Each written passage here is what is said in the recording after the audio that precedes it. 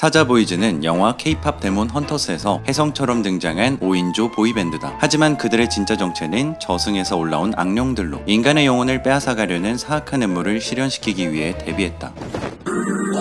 그룹 이름인 사자보이즈에서 사자는 여러 가지의 의미를 중의적으로 담고 있는데, 단순히 죽은 사람을 의미하는 한자 사자로 해석하면 귀신 남자들이라고 해석할 수 있다. 저승사자의 사자로도 해석될 수 있는데, 영혼을 수거해 간다는 그들의 목적과 중간중간 보이는 저승사자 특유의 모습을 보면 이쪽이 가장 타당하지 않나 싶다. 그들이 동물 사자 모습의 로고를 쓰고 있기 때문에 동물 사자라고도 해석할 수 있지만 이것은 순전히 위장에 불과하다. 사자보이즈의 마지막 무대를 보면 사자 로고의 갈기가 사라지는데, 사실 이 로고의 정체는 마귀, 악귀의 모습을 형상화한 것임을 확인할 수 있다. 그럼에도 표면적으로는 동물 사자를 강조하며 활동하고 있는데, 그들의 팬클럽 명칭 또한 프라이드로 긍지를 상징하는 단어이기도 하지만 동시에 사자 무리를 뜻하는 단어이기도 하다. 사자 뒤에 붙은 보이즈는 남자 보이밴드를 의미하지만 다르게 발음하면 보이스, 즉 목소리를 뜻한다. 이렇게 해석하면 사자보이즈는 저승사자의 목소리가 되는 것이다. 여기서 재밌는 점은 저승사자는 망자를 3번 불러 저승으로 데려간다는 오래된 한국의 전승이 있다는 것과 사자보이즈가 작중 소다팝과 유어 아이돌 단 2곡만을 발표했다는 것. 만약 사자보이즈가 3번째 노래를 발표했다면 캐대언 세계관 속 인간의 영혼들이 완전히 빼앗길 뻔했다는 사실을 은연중에 표현한 것이 아닌가 싶다. 사자보이즈의 첫 번째 히트곡인 소다팝은 통통 튀는 트로피컬 비트와 상큼한 가사가 인상적인데, 주된 내용은 소다처럼 달콤한 당신을 마시고 싶다는 것으로 쉽게 말해 영혼을 달라는 무서운 내용을 담고 있다. 유어 아이돌의 섬뜩한 가사는 말할 것도 없고, 사자보이즈 입장에서는 꽤나 솔직하게 가사를 쓴 셈. 유어 아이돌의 도입부에는 라틴어가 나오는데,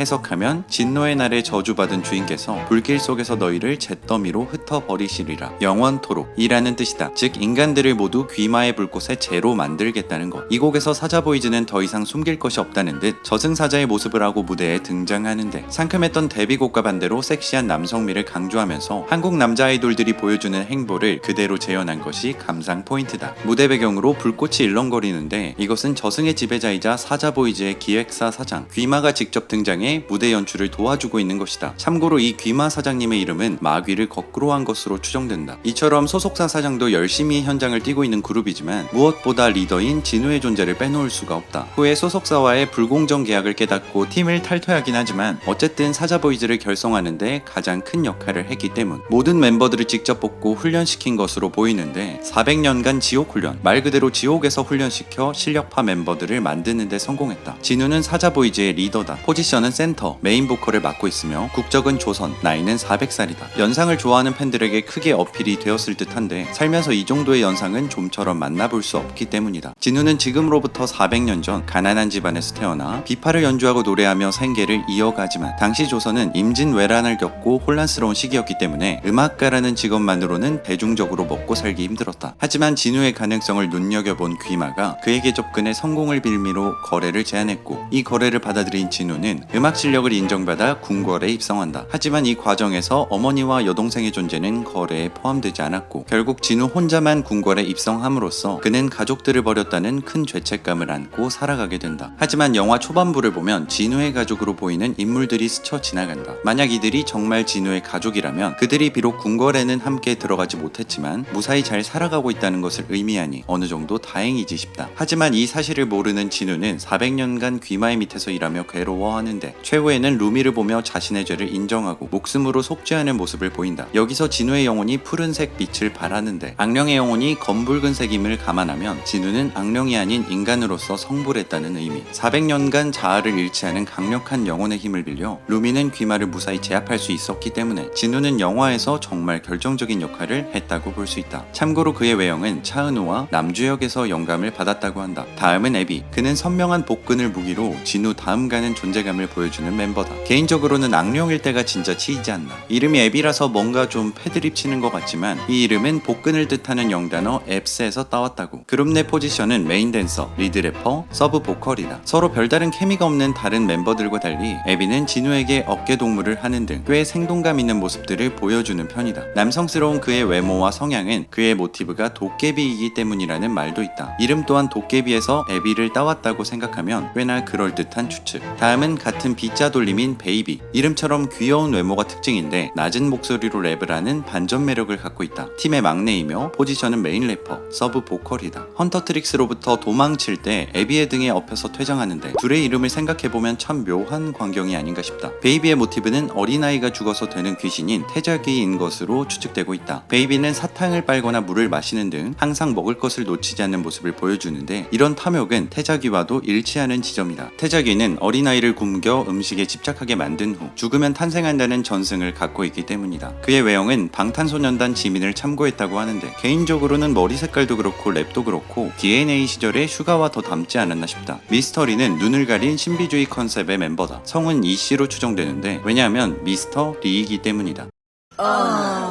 항상 눈을 가리고 있지만 소다팝에서 아주 살짝 눈이 드러났으며 컨셉 아트에서는 그의 맨 얼굴을 대놓고 확인해 볼 수 있다. 첫 등장에서 자세히 보면 눈을 감고 걷고 있다. 미스터리의 모티브는 멤버 중 유일하게 짐승 계열의 악귀로 추정되는데 처음 모습이 공개되었을 때 특징적인 송곳니를 보여줬기 때문이다. 악령에서 인간으로 모습이 변하는 과정에서 이 송곳니는 귀걸이로 바뀌게 된다. 흰색 머리카락으로 눈을 가린다는 점에서 한국 토종계인 삽살개라고 생각하는 팬덤도 있는 반면 악귀인 만큼 좀 더 무서운 장산범이 아니냐는 팬덤도 있다. 장산범은 인간의 목소리를 흉내내어 유인한 후 인간을 잡아먹는 괴생명체로 알려져 있는 만큼 인간의 목소리로 영혼을 빼앗아가는 사자보이즈의 목적과도 일치한다. 로맨스는 그룹 내 유일한 장발 멤버로 핑크색 하트 모양의 헤어스타일을 연출한 것이 특징. 팀 내 포지션은 서브 보컬로 다양한 화음과 코러스를 소화해내고 있다. 작중 가장 비중이 적은 멤버이지만 무대에서는 누구보다 많은 가사를 소화하고 있는 실력파 멤버. 오컬트적인 모티브는 총각 귀신이 아닐까 추측하고 있는데 총각 귀신의 전승이 사랑을 이루지 못하고 죽은 남자가 산 사람들을 괴롭히는 악귀가 된다는 점에서 하트를 유독 강조한 로맨스와 연관이 있다고 생각하는 듯하다.